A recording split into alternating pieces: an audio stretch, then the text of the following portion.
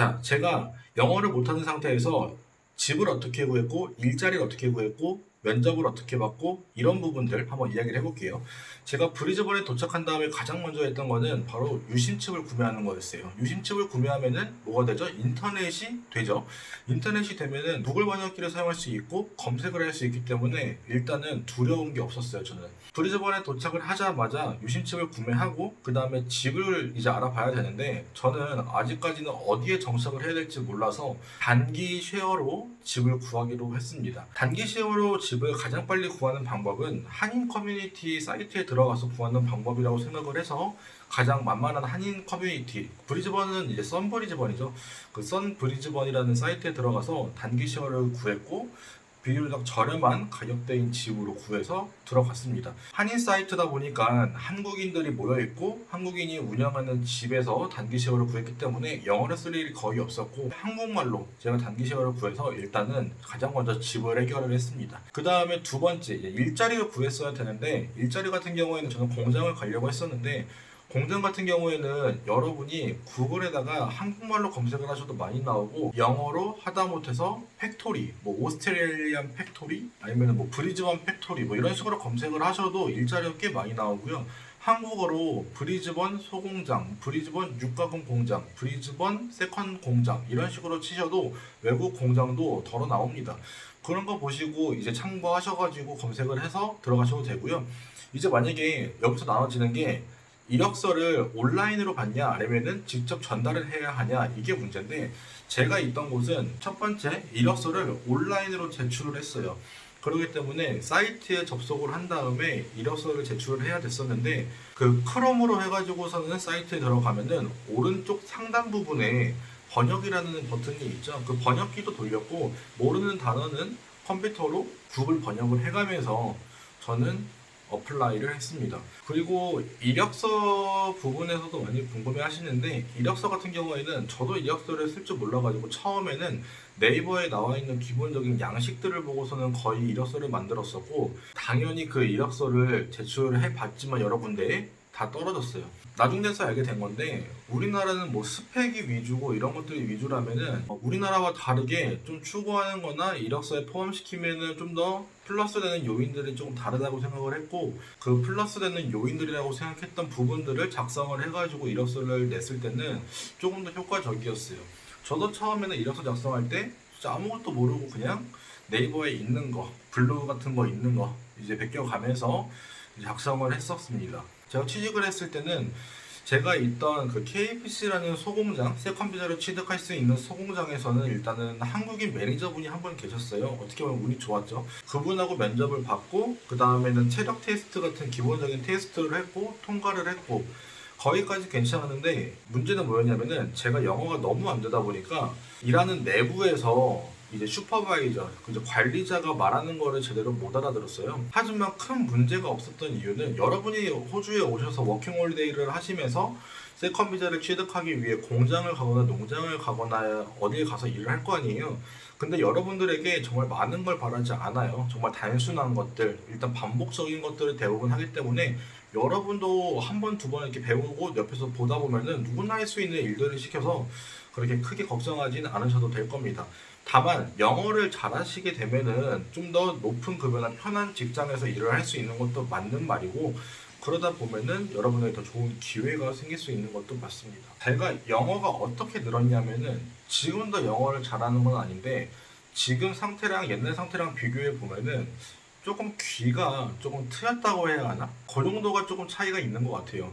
처음에 워킹홀리데이 와서 공장에 취직을 한 다음에 그 당시에는 제가 그 슈퍼바이저라는 그 관리자가 제 쉬는 날짜를 정해주는데 그 쉬는 날짜가 언제인지를 몰라가지고 이제 가가지고서는 쉬는 날짜가 언제인지 물어봐야 되는데 그거를 말을 못했어요 저는. 그래가지고 구글 번역기에다가 나 쉬는 날이 언제인가요? 이런 거를 이제 번역을 해가지고서는 가서 외워서 계속 이런 말 했죠. 막 when day off, when my day off, when me day off 이런 거를 계속 물었는데 물어보는 거는 상관이 없는데 이제 돌아오는 답변을 들었는데 제가 그걸 이해를 못하니까 거의 저는 한 2, 30번은 물어봤던 것 같아요. 하다못해서 나중에는 글로 적어달라고 하면서까지 했었는데 거의 그런 식이었어요. 근데 그러다가 제가 외국인들하고 계속 같이 생활을 하다 보니까 어쨌거나 제가 계속 영어를 써야 되는 거잖아요. 그러다 보니까 만약에 하다못해서 맨 처음에는 그냥 뭐 만나면은 굿모닝, 뭐 굿바이, 씨유 뭐 이런 것만 하다가 나중에 뭘 물어봐야 되고 궁금한 게 생기고 이러다 보니까 제가 그런 부분들을 해결하기 위해서는 이제 그 사람들하고 말을 하려면은 제가 그 단어를 알아야 되고 하다못해서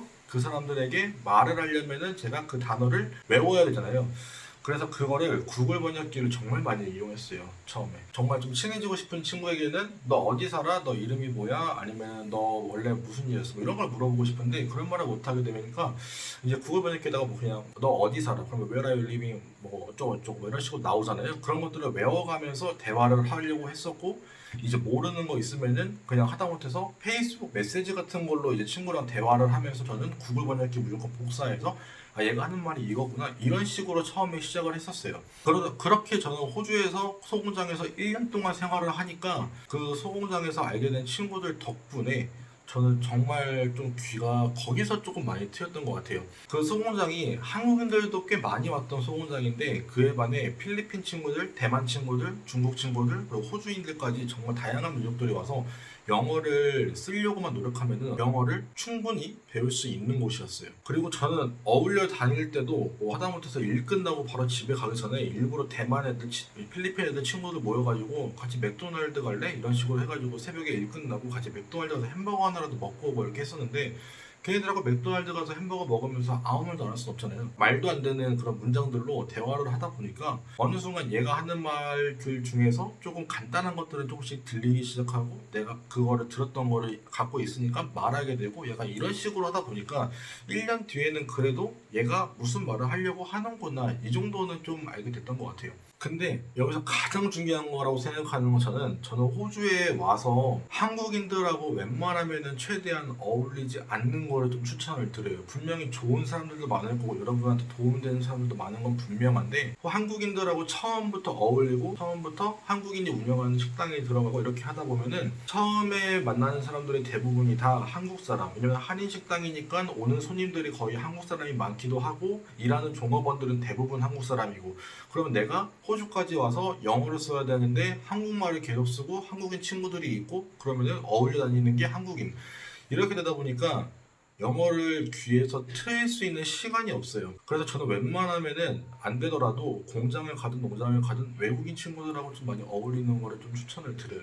저는 일단 이렇게 해가지고 첫 번째 1년 동안 소공장이라는 곳에서 이제 생활을 다 끝냈고 그 다음에 이제 목화 공장을 갈 때는 이제 이력서도 좀 문제가 있다고 생각을 하고 해가지고 온라인 지원을 다 한 다음에 이력서를 좀 수정을 했죠. 그때는 많이 정보를 알아보고 이력서에서 어떤 것들을 변경을 시켰냐면 커버레터 그 자기소개서를 좀 많이 수정을 했어요. 제가 영어가 안 되는데 제가 자기소개서를 어떻게 쓰겠어요? 그 긴 문장들을. 그래서 저는 그런 부분들은 번역 대행을 처음에 했었고요. 번역 대행을 해가지고 이제 돈 주고 한 15,000원, 2만 원 정도 이제 금액을 줘서 자기소개서가 영어로 오잖아요. 그러면은 그거를 제 이력서에 첨부를 했고 그렇게 조금씩 변형을 한 다음에 다음 직장에 갈 때는 그거를 좀 이용을 했죠. 그 온라인 지원을 끝내고 저는 직접 컨택을 하러 이제 목화 공장을 돌러 갈 때는 그 당시에는 그래도 제가 하고 싶은 말은 할 수 있지 않나 좀 이제 들리긴 조금 들리는 시점이 됐으니까 괜찮지 않을까 약간 이런 막무가내식 자신감을 가지고 일단 출발을 했던 것 같아요. 근데 진짜 영어가 좀 들리고 이제 말을 하려면은 저는 확실하게 말하는데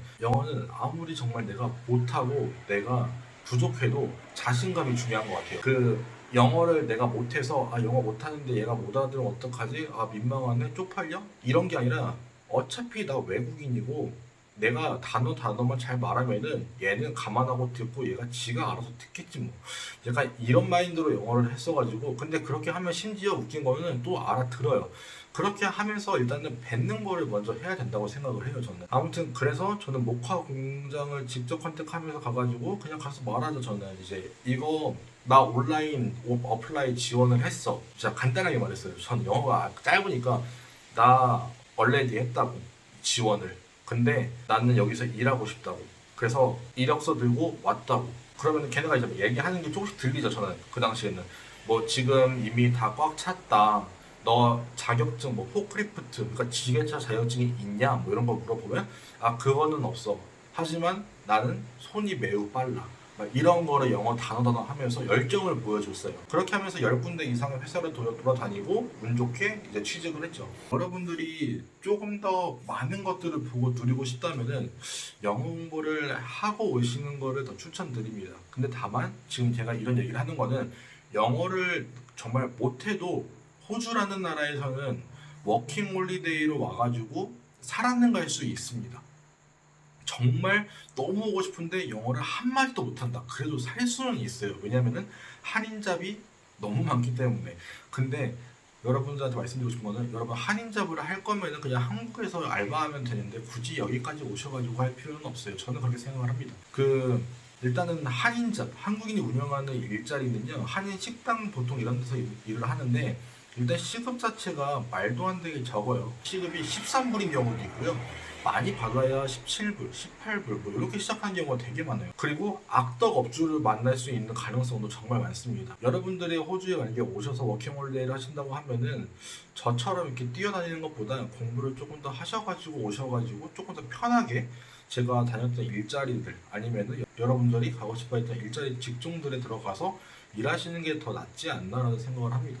이 얘기를 종합하면 아주 간단하게 여러분들이 영어를 공부를 하고 오면은 조금 더 편안하게 여러분들이 원하는 직장에 들어갈 수 있고 영어를 공부를 안 하고 오면은 여러분들이 원하는 직장에 들어갈 수 있지만 그 과정까지가 순탄하지는 않을 거라는 거, 좀 힘들 거라는 거 그런 부분들을 좀 인지하고 오셨으면 좋겠습니다. 그리고 호주가 정말 사건 사고가 되게 많아요. 특히 시드니 같은 경우에는 한인끼리 되게 서로 등쳐먹는다고 하죠. 그런 등쳐먹는 일도 정말 많고 뭐 사건 사고 굉장히 많기 때문에 그런 분들을 대처하기 위해서라도 어느 정도 기본적인 영어를 좀 하고 오시는 걸 저는 좀 더 추천드립니다. 제 친구들도 호주 와가지고서는 이제 영어 안 돼서 좀 불이익을 받은 경우도 꽤 많기 때문에 그냥 영어를 못하는 상태에서 오셔도 되지만 웬만하면은 그래도 좀 어느 정도 준비를 하고 오시는 거를 조금 더 추천드리긴 합니다.